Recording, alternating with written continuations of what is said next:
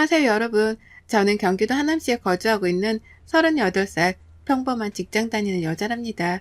곧 2년 뒤에 마흔을 앞두고 있는 터라 이런 사연을 보내는 곳이 있다고 해도 용기가 나지 않았는데요. 친구와 이야기하다 저의 시댁 이야기를 한번 보내보면 네가 좀 마음이 편해지지 않겠냐 하길래 용기 내서 한 글자씩 써내려가 봅니다. 10월의 시작과 함께 요즘 건강이 많이 안 좋아지는 분들이 많다고 해요. 특히 날씨가 온도 변화가 커서 그런 것 같은데요. 저는 다른 잔병치레는 없는데 환절기가 시작되면 저는 하루하루가 고통스러운 나날들의 연속이랍니다. 여러분들은 비염 혹시 알아본 적 있으신가요? 저는 만성비염 환자로 환절기 봄만 되면 꽃가루 때문에 눈이나 코가 마비될 정도로 심각해지는 사람입니다. 이런 제가 또 하나의 문제가 있는데 바로 저는 털 알레르기가 있는 사람이라 너무 강아지, 고양이가 예뻐도 키우지 못하기 때문에 늘 그게 참 안타까웠습니다. 그래서 친구네만 가도 애완동물이 있으면 저는 계속 마스크를 끼고 있어야 할 정도이며 와서도 약을 빨리 복용해야 할 정도로 좀 심한 편입니다. 그래서 비염 수술도 있다길래 알아보았는데 저는 체질상 그런 편이라 수술을 해도 또다시 재발될 수 있다고 하더군요. 그래서 지금은 딱 이 시기에 약은 꾸준히 복용하는 중이고 이런 예민한 체질 덕분에 저는 친구도 남자친구와도 온전한 관계를 유지하기가 어려웠습니다. 그러다 직장 동료 친구가 소개해준 소개팅에서 지금의 남편을 만나게 되었습니다. 지금의 남편은 저와 너무 다르게 무던한 성격과 따뜻한 마음을 가진 사람이라 저도 모르게 훅 빠져들더라고요. 저는 이런 시기만 되면 예민해져 누군가가 조금만 짜증나게 해도 제 표정이 확 굳어져 사실 이런 저도 제가 가끔 싫을 때가 있는데 남편은 늘 무던하며 온화한 마음이 옆에서도 느껴질 정도였다니까요. 그렇게 몇 번 저희는 데이트를 했고 그 데이트 안에서 서로에게 호감이 있다는 걸 알았습니다. 그 호감으로 저희는 3개월 만에 연애를 시작했어요. 썸만 3개월을 탄 거죠. 서로 다 알고 나서 사귀다 보니 저희는 싸울 일이 없었어요. 그저 연애가 꽃게만 같았죠. 남자친구도 저의 예민한 성격을 다 알고 있었기에 제가 힘들어하는 계절에는 더 세심하게 챙겨주곤 했어요. 둘 다 나이가 있는지라 가족들은 빨리 결혼하기를 바라셨고 결혼을 딱 정하니 일사천리로 빨리 진행되었습니다. 그 당시 남자친구는 오랫동안 자취를 하고 있었던 터라 남자친구네 집에서 신혼살림을 시작하기로 해 제가 혼수만 하고 들어가기로 했고요. 애물이나 애들은 다 생략하고 서로 커플링 하나씩만 주고받고 살기로 하고 정말 간소하게 결혼식만 올렸습니다. 늦은 나이에 결혼하는지라 결혼식도 할까 말까 고민했지만 양가에서는 당연히 결혼식을 해야 한다고 하셔서 가까운 지인, 친척들만 초대해 식을 올렸습니다. 예민한 탓에 집안에 공기청정기를 꼭 켜둬야 하고 저는 이불도 알레르기가 덜한 침구를 써야 할 정도라 남자친구에게 이런 것들을 미리 결혼하기 전 다 이야기한 후 함께 살기로 했습니다. 그 후 신혼여행을 다녀와 시댁으로 인사 가던 날 저는 시댁에 들어가고 나서 흠칫하며 놀랐는데요. 바로 시댁에 강아지와 고양이 2마리가 있지 뭐예요. 남자친구한테 이런 이야기는 못 들어서 조그만 소리로 물어보니 자기도 처음 한다고 그러더군요. 어머님은 동물을 굉장히 좋아하시는데 지금까지 일하느라 키우기가 어려웠다고 하면서 고양이들은 잠시 임보를 맡아서 하는 중이고 강아지는 친구가 여행 간다고 며칠 맡겨둔 거라고 하시더라고요.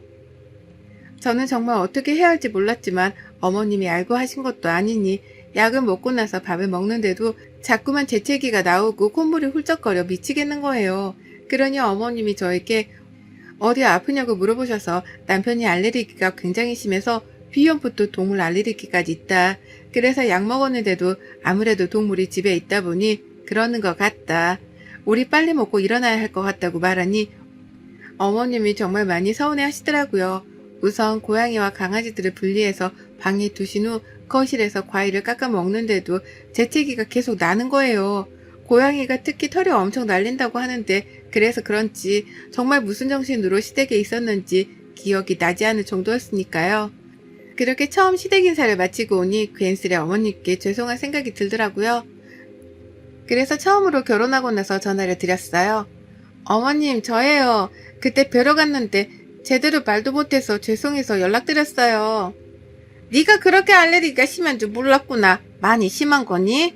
아, 네. 제가 조금 털이나 계절이 많이 민감한 편이라 약을 꾸준히 먹는데도 잘 낫질 않네요. 그래 알았다. 괜찮으니 다음에 보자. 하고 전화를 끊었습니다. 저는 처음에는 이 통화에서 어머님이 그래도 나를 이해해 주시는구나.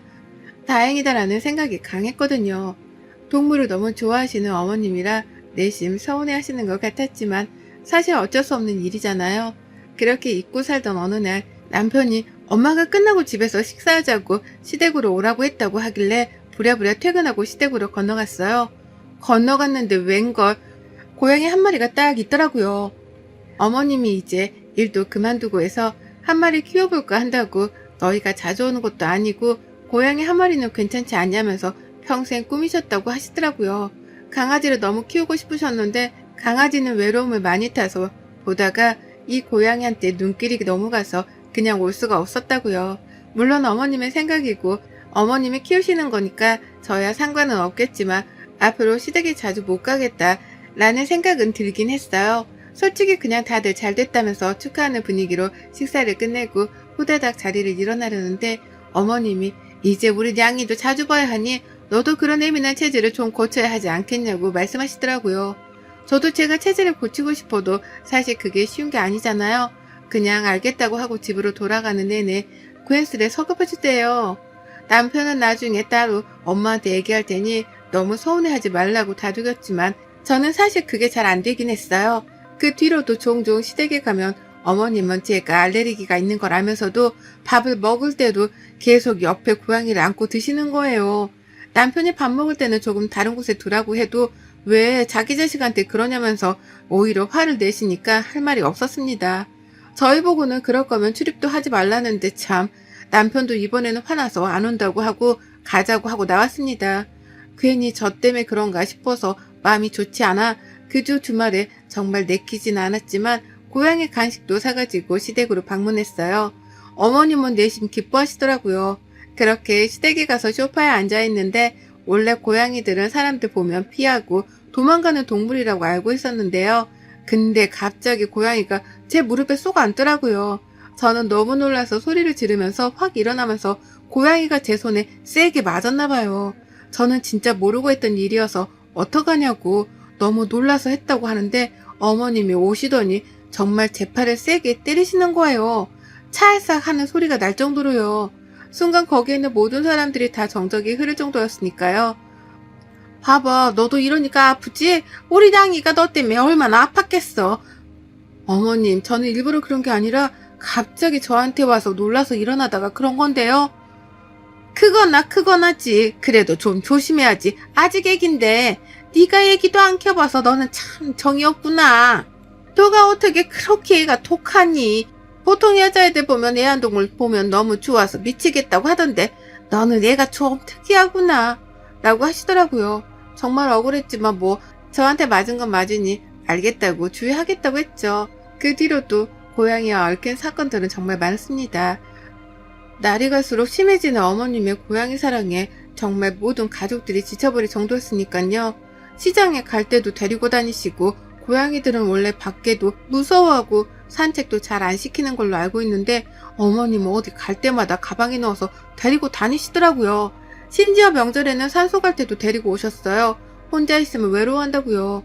저는 점점 알레르기가 심해져 약 복용량도 늘리면서까지 어머님을 이해하려고 했거든요.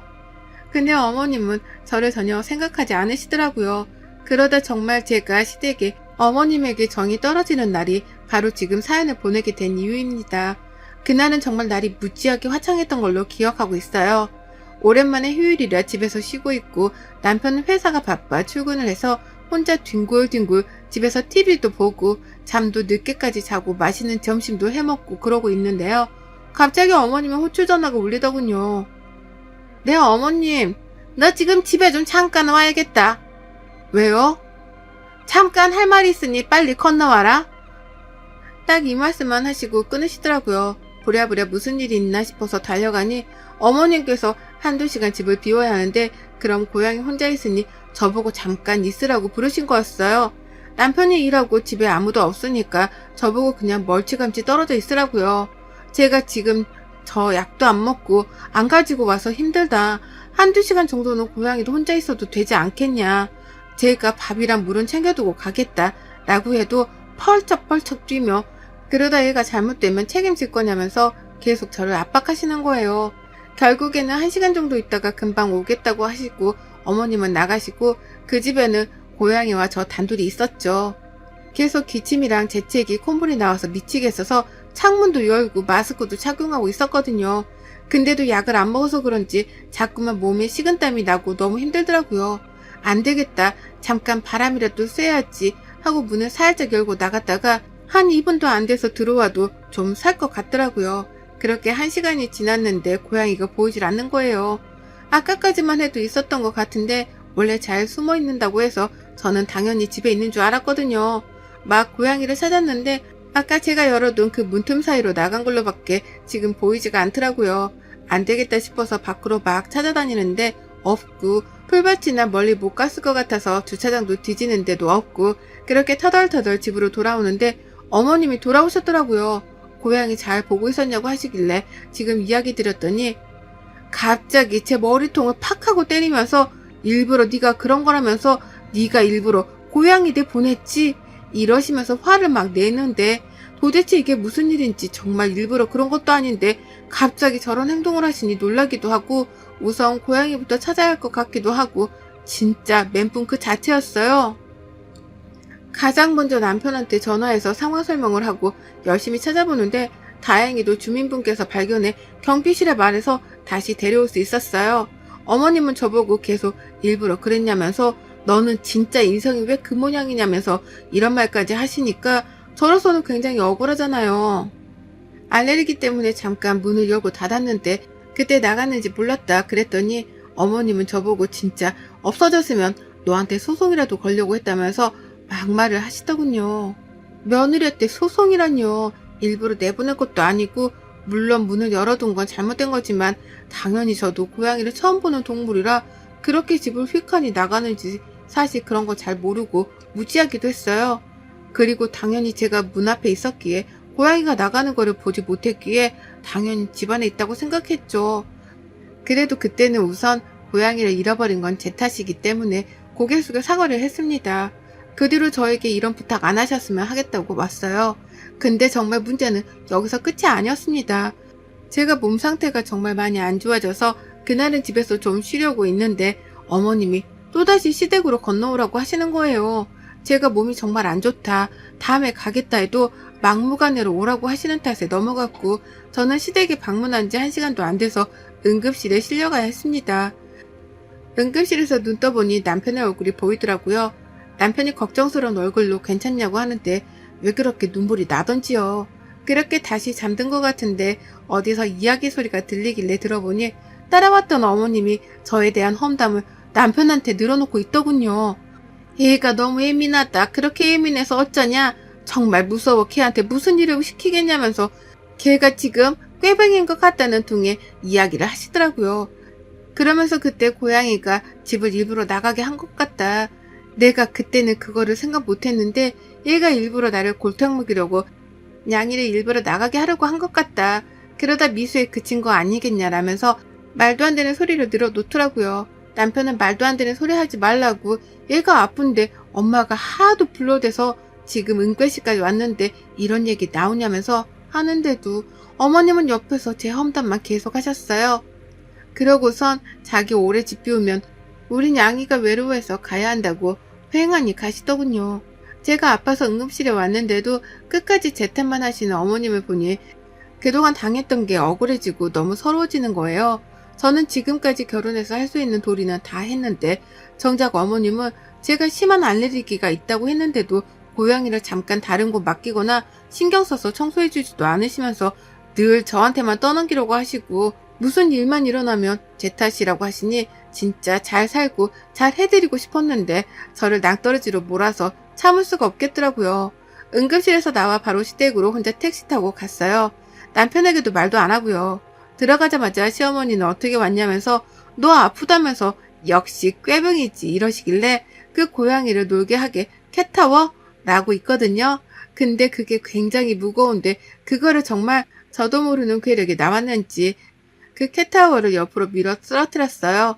어머님은 그때서야 상황 파악이 되었는지 네가 미쳤냐면서 소리를 고래고래 지르셨지만 저는 그런 반응에도 아랑곳하지 않고 저도 똑같이 소리를 고래고래 질렀어요. 제가 그렇게 예민한 체질이라고 말씀을 드리는데도 불구하고 고양이를 맡기시질 않나. 제가 고양이보다 못한 취급을 하시질 않나. 도대체 여기는 누가 사람이고 동물이냐. 사람이 쓰러졌는데도 걱정보다 꾀병이다고 그렇게 말씀하시는데 그게 시어머니로서 할 말이냐면서 미친년처럼 막 소리를 지르고 내일은 없는 것처럼 눈깔이 뒤집혀서 막 보이는 물건들을 다 던진 것 같아요. 남편이 와서 저를 말렸지만 저한테 이런 쾌력이 있을지 누가 알았겠어요. 다 뿌리치고 지금까지 당했던 이야기를 하나둘씩 늘어놓는데 그때 시아버지가 제 이야기를 듣고 정말 딱 한마디 하시더라고요. 어머님께 당장 고양이 내쫓으라고 다른 곳으로 안 보내면 이혼할 줄 알라고요. 아버님은 일 때문에 바빠서 지방에 가 계시는데 그때도 저는 안 계신 줄 알고 올라왔는데 제가 난리를 치니 아마 엄청 놀라셨겠죠. 어머님은 어떻게 정들었는데 보내냐고 하고 아버님은 당장 보내라고 그나마 시간을 줄 테니까 잘 생각해서 잘 키워줄 사람 보내라고요.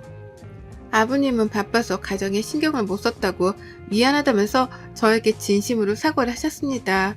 집에 혼자 있기 적적하셔서 고양이를 키우는 건 알았지만 이렇게 남까지 괴롭히면서 키울 줄은 모르셨다고요. 그 뒤로 어머님은 아버님이랑 고양이 문제로 엄청 다투신 것 같은데 우선은 고양이 다시 있던 곳으로 돌려보낸 것 같으시더라고요. 그리고 저에게 어머님의 장문의 사과 문자가 왔지만 대충 읽어보고 답장은 하지 않았습니다. 고양이 때문에 벌어진 일이기는 하지만 그동안 어머니께 쌓였던 게 너무 많은지라 저도 감정적이었기는 합니다. 사실 이것 말고도 어머님의 고양이 사랑이 너무 과도해 저를 고양이보다 못한 취급을 하셨으니까요. 심지어 제가 방에 들어가서 밥을 먹으라고 할 정도였어요. 하지만 어머님이 원체 외로워하셨기 때문에 제 나름대로 이해해드리려고 최선을 다했지만 그 결과가 이러니 더 이상 배려해드릴 것도 없잖아요.